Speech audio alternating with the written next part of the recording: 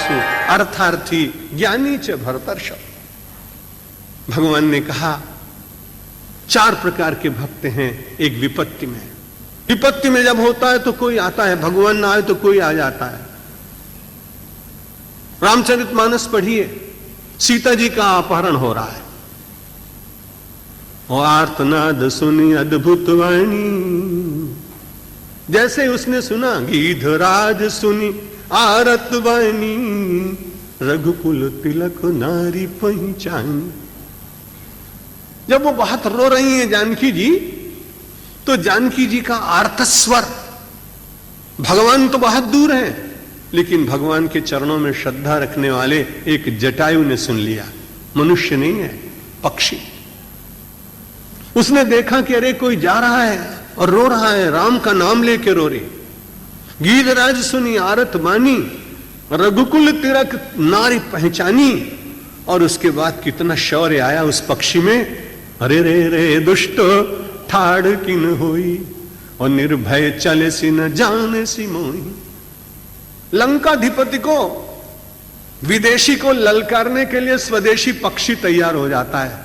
हमारे देश की माटी स्वदेश के प्रति बहुत विश्वास रखती, और इसलिए वहां के उस गीधराज ने तुरंत विदेश से आने वाले रावण को ललकारा। क्या सोचता है तू, तेरा प्रतिकार करने वाला कोई मानव नहीं, पर आकाश में उड़ने वाला ये भारतीय पक्षी तेरी इच्छा को पहले सहज नहीं पूर्ण होने देगा। अचोचन मारे विदारे सिते ही, कि भई दंड भरे मूर्छाते। अपने चौंचों से मार मार के और उसने रावण को धरती पर पटक दिया। मूर्छा आ गई। उसने कृपाण का प्रहार किया, उसके पंख कट गए। लेकिन बड़ा प्रसन्न है, इसलिए प्रसन्न है कि आज मैं सच्चा कर्मयोगी बना। अपने कर्म को करते करते भारतीय ललना की लाज बचाने में मेरा शरीर लहू लुहान हो गया। कोई चिंता की बात नहीं, लेकिन जितना कर सकता था उतना मैंने करने का प्रयत्न किया। राम लौटे। आर्त जानकी की उस पुकार पर अपने प्राण देने वाले जटायु को अपनी गोद में उठाया। एक कवि तो कहता है कि बड़ा अच्छा हो गया, जटायु बड़ा प्रसन्न हुआ, क्योंकि अभी तक भगवान श्री राम को कोई पुत्र नहीं, और जब पुत्र नहीं है तो बड़ा प्रसन्न हुआ। उसने कहा महाराज आज तो मैं बड़ा धन्य हो गया। भगवान ने कहा तेरे तो खून निकल रहा है, पंख कट गए, प्राणांत होने वाला है, क्या अच्छा हुआ।